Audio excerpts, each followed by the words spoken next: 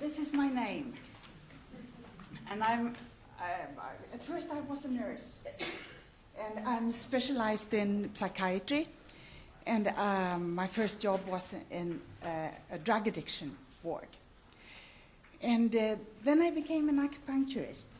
And I was interested in NADA. And I got my first NADA training here in London with John. And then with Mike Smith in New York. I recently took my PhD, and my thesis is about acupuncture in infants with colic. I've written a textbook of ear acupuncture, which is there. And there's one chapter about NADA in that one. I'm here to present how ear acupuncture is used, not only in addiction, but also in other psychiatric symptoms in quite many hospitals or psychiatric clinics in Sweden. It started with using NADA in addiction. And as many of these patients have a dual diagnosis, it slided over to patients who have psychiatric diseases but are not in addiction.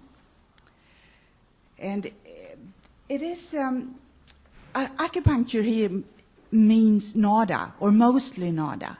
Some of these staff members, they use NADA and combine with a few other points.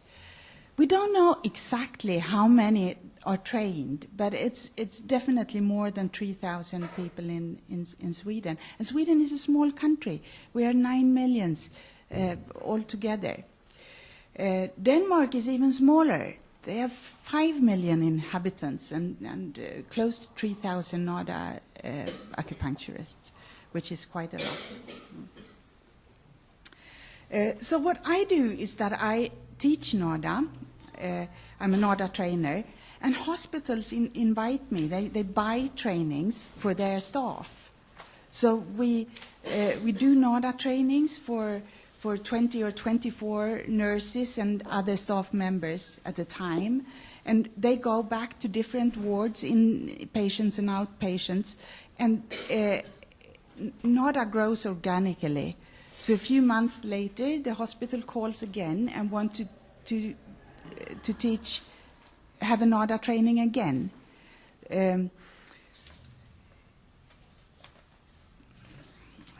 It's not all psychiatric hospitals in Sweden. It's far from all.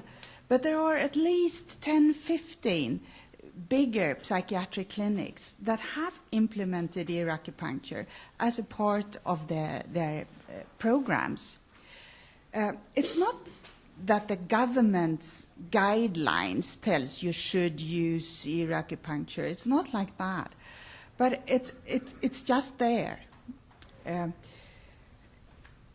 They treat patients, acute patients and chronic patients. It's used in healthcare centers that is not for psychiatry, but where they treat insomnia, patients with sleeping disorders. And the symptoms that are most often treated with acupuncture is anxiety and depression and insomnia. And they are interesting diagnoses because they are so common. I mean, it's national problems. It's major diseases, endemic diseases. I don't know the English word for that, but they cost a lot. Not only suffering, it costs a lot of money for the society. The other thing about these diagnoses is that these symptoms make each other worse. I found this word exacerbate. My friend Google Translate found it for me yesterday. I don't know if it's the right word, but what I mean is if you have anxiety, your depression and insomnia get worse. And if you don't sleep, the other symptoms get worse. So they all affect each other. And then there is a comorbidity between these three symptoms and pain. Pain gets all of these worse, and the other way around. And cardiovascular diseases, and diabetes, and obesity, and lots of other somatic diseases that are worsened if you don't sleep, and if you are depressed, and if you are anxious. So either you choose to treat each of these symptoms with one pill or two, or you give acupuncture that affects all of these symptoms. Another diagnosis is ADHD, which is growing immensely. I don't know about UK, but 6% of the Swedish children are diagnosed now, and the rest of them are not scanned yet. And acupuncture is an interesting treatment, also in ADHD. We also know that many patients combine Western medicine with complementary and alternative medicine, but they don't tell their doctors. We need evidence to implement acupuncture in the healthcare system. We have to know that it works from scientific research. And if you search the databases, if you go to PubMed and search for acupuncture, you get more than 7,000, 18,000 articles. And so what we know for sure is that there's evidence that acupuncture relieves pain, it improves the immune system, it balances whatever is imbalanced inside your body, and it affects emotions and sleep. So it's not a surprise that acupuncture works in a psychiatric setting. We also have to have an explanation, a neurophysiological explanation, how it works, to be able to implement it. And we know that acupuncture releases or stabilizes all those neurotransmitters. We know that the autonomic nervous system is affected by acupuncture, and we know that ear acupuncture works more on the parasympathicus than the sympathicus, which means that it gives more sedation and affects sleep in a positive way. So it could be a hint to use ear acupuncture if you choose between body and ear acupuncture. We also know that acupuncture, like any other treatment, has a placebo effect, and we are grateful for that.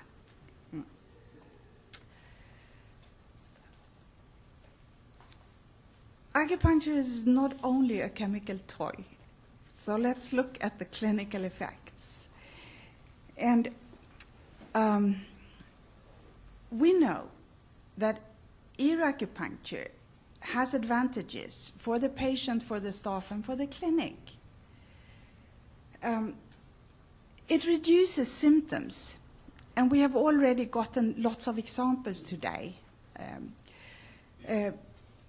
Patients can do with less medication, which means they have fewer side effects. And if they have to take medication, they get fewer side effects if they get acupuncture, which is evidence-based. They get a better progress. I once heard Mike give an answer in a very academic setting where doctors asked, but what is the effect of ear acupuncture? And you said, it gives hope. And that is a good answer, I think, in a clinical setting. Yeah. The staff likes acupuncture. They like NADA because the patients get better. And it's a wonderful tool to create an alliance with a patient. And once you've done that, you can give so much more. And most of them think it's fun. The acupuncture part of their work is the most inspiring part of their profession. The clinic benefits because it's cheap, safe, and effective. And when patients get fewer side effects. They have fewer days in hospital. So it's a reduction of costs.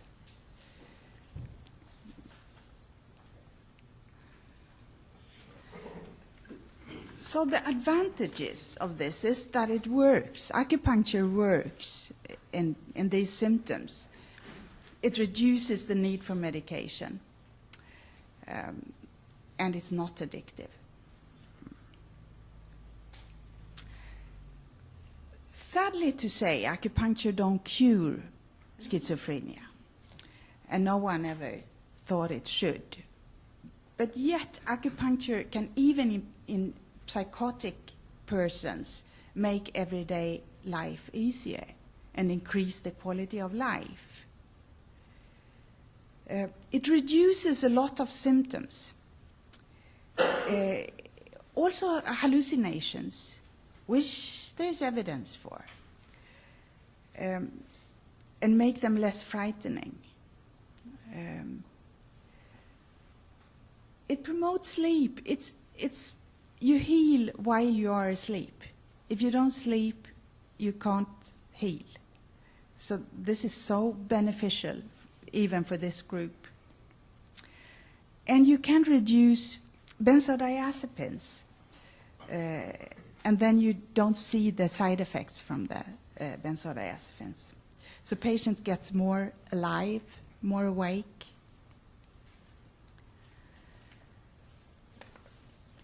So if we look very, very short on anxiety, there are so hundreds of articles in the databases that show the result that anxiety is decreased when acupuncture has been used to treat somatic diseases. And anxiety used in psychiatric settings, there's one of these reviews included 12 trials and showed that acupuncture definitely has an effect on generalized anxiety disorder and also anxiety and neurosis. And there are other meta-analysis and reviews that shows the same. Pilkington and his friends also says that especially ear acupuncture is more effective than sham acupuncture and has the same effect as medication, actually, and no side effects. So which do you choose or not? Compare with conventional treatment of anxiety, which is medication and cognitive behavioral therapy. And medication has a very modest effect. It is effective and has tons of negative side effects. CBT is effective, but expensive, and not everyone can get it. If we then very short look at sleep and acupuncture, there are lots of trials who shows effect. When I did my first review on insomnia and acupuncture, I found 150 articles, and none of them showed that acupuncture don't promote sleep, which is quite uncommon in science. The effect of acupuncture is equal to sleeping pills, but has no side effects. And one of these meta-analyses said that the recovery and improvement rates produced by auricular acupuncture, which is AA, was significantly higher than those of diazepam. That is interesting. So in disturbed sleep, acupuncture is useful, 1, to promote sleep, and 2, to taper down the sleeping pills that disturb sleep. And Lena is here from Sweden, who do research in using NADA when tapering down benzodiazepines and connected to sleeping problems. So you can get information from Lena about that later. 5 minutes. Few words about depression. Acupuncture has an antidepressive effect, and there are more than 300 trials showing that. And Cochrane is that institute that is highest on the evidence level. And they say there was no evidence that medication was better than acupuncture in reducing the severity of depression. Yeah. Which is interesting too. Yeah. So the conclusion is that insomnia, depression, and anxiety are major problems, really major problems, which decreases the quality of life. And acupuncture can definitely reduce these symptoms. It's safe and it's cheap. So use it or don't. And compare with medication. The fourth point there is that this medication influences the environment in a bad way. I mean, it's pollution. Whatever we eat, we pee it out. And we can now measure the levels of benzodiazepines in the tap water. So those of us who don't eat the medication, we drink it from the tap water. And the governments in Sweden has said we can't do it any longer. We have to stop prescribing benzodiazepines like we have done the last decades.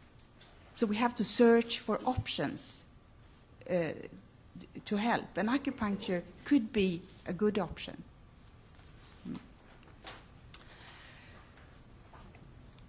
And if you want to choose acupuncture, you can choose between different types of acupuncture, but standardized ear acupuncture like NADA is so easy to implement, easy to teach, it's effective.